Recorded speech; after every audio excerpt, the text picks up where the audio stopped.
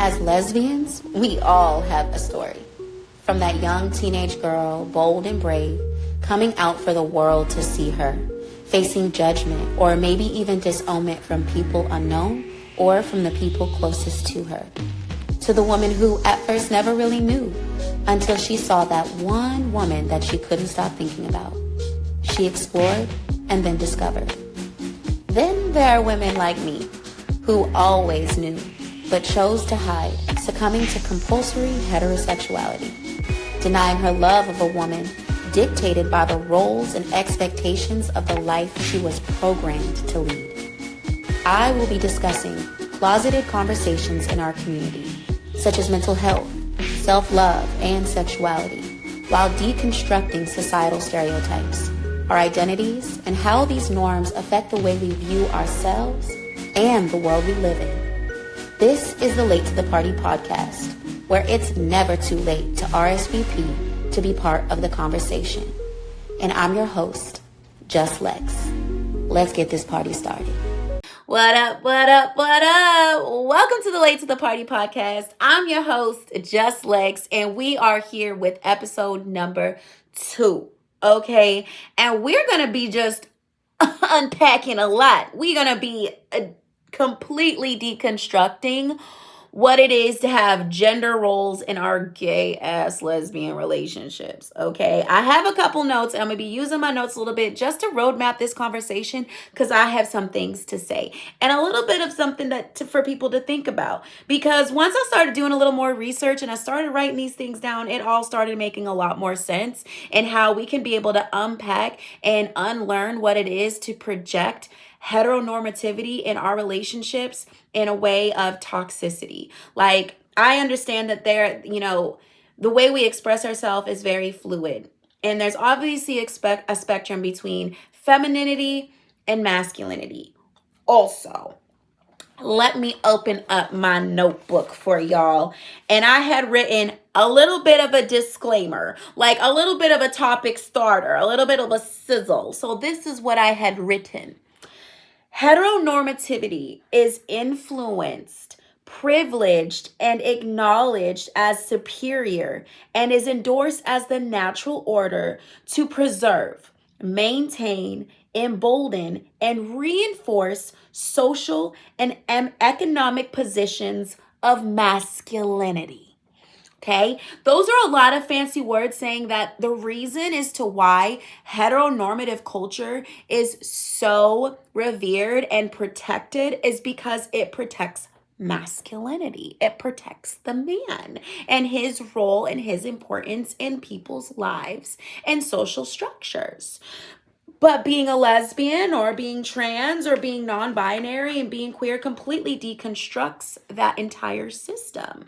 The systems like compulsory heterosexuality that is set in place for women and men to know their roles in a household, based and programmed from birth on gender assignments and what our roles is as women and men. Why should we care about heterosexuality if being a homosexual, being a lesbian, completely eliminates that?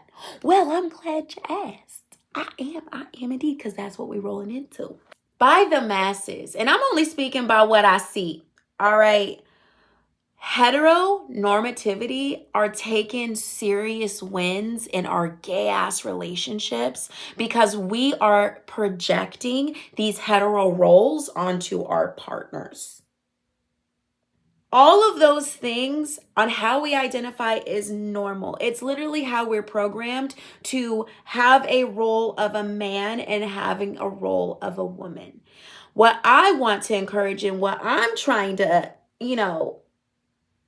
challenge is how to make this more fluid. Because we are women, right? We express our masculinity and our femininity in so many different ways and spectrums and colors that Holding ourselves to a specific role and a specific standard is all rooted in heteronormativity and masculinity, and protecting that whole image of what a man does for a woman. And both sides, the feminine side and the masculine side, really just feed this monster. There's an element of these roles that reach toxic levels that are damaging to one's character, one's confidence, to our mental health, and to our partners.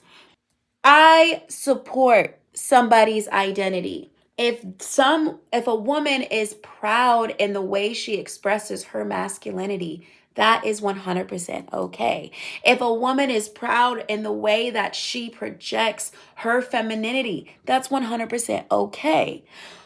But when it reaches to the levels of judgment, emotional instability, abuse, lies and cheating and all of the things, like, what are we doing here? What are we doing here? Now, what I'm trying to encourage is completely removing a gender role and asking our partners how they want to provide in the relationship. What are some of the things that they really love to do for their partner and for themselves, and how as partners we can support that, and taking the role out of it completely. Hello, I'm woman, you're woman. How do you express yourself? How do you want to be treated? What are some of the things that you love to do? What are some of the things that I can support you with? And have that reciprocated conversation. And when you sit down and eliminate the identity from the connection, removing the physical attraction and what is presented on the outside, and just connecting with what is within us, we will start to take more wins in our relationships as lesbians, because we've eliminated the stigma and the pressures of the role itself. If we take the role and support the identity of somebody and the pressures of the expectations of what these roles require of us, we can start to heal each other a little bit more and have healthier connections.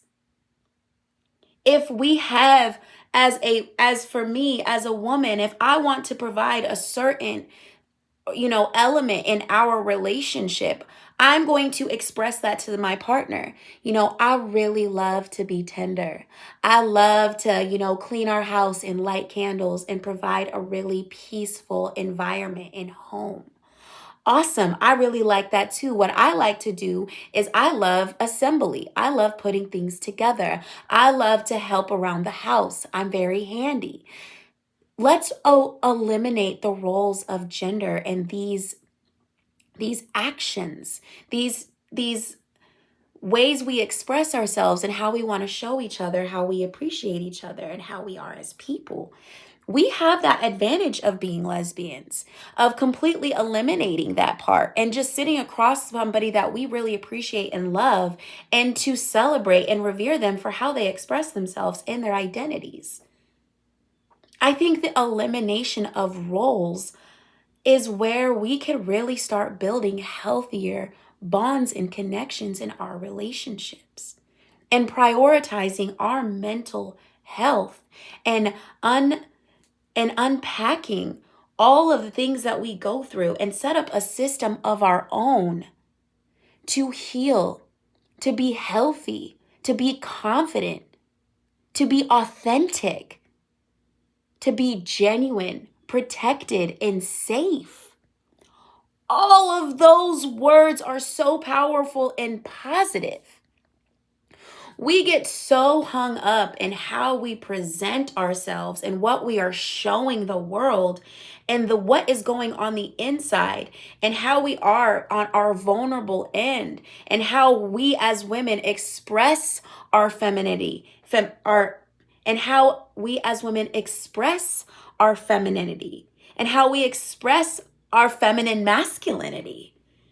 Because we do all have that balance in how we express ourselves and the way we dress and the way we smell and the way we are. That's beautiful. That's the whole beauty of our community, is just the wide picture on how we all present. There is no certain way gay looks. The way gay people express themselves is so vibrant. The way we move is just so authentic and exciting and powerful. And being lesbians specifically actively challenges the roles of masculinity and men in this world across the board. Being a lesbian is activism, and how society projects lesbianism and lesbian couples is just over sexualized and just full of the stereotypes that continue to project in our actual relationships. I had seen a video, this woman saying, hey, let's stop worrying about so much about our roles and what we are, and just go outside and live our queer lives like normal people. If we just sit with ourselves and are confident in who we are and eliminate anybody's expectation of a role in a relationship and just present yourself to a potential partner like, hey, I like this. This is how I like to express myself in a relationship. How does that make you feel? Like, are we compatible? Is that something that you're interested in? And just leave it there. Us adjusting and compromising our character and how we present ourselves and how we show ourselves to the world and the people we're interested in, keeping up with that facade is tiring and damaging to our confidence and really just eliminates our self-identity. I'm really here in this episode to challenge you to sit down and ask yourself, who am I? What do I love most about being the lesbian that I am? What do I provide to my friendships, to my occupation, to my life, to my family, to my partner, and to myself? Being the person that I am. What are the things that I do? And celebrate those things. And also be honest in where you need to grow in your character, in your responses, and how you receive yourself and other people. So that's what this whole episode was. And I really just want to close it off on something really positive.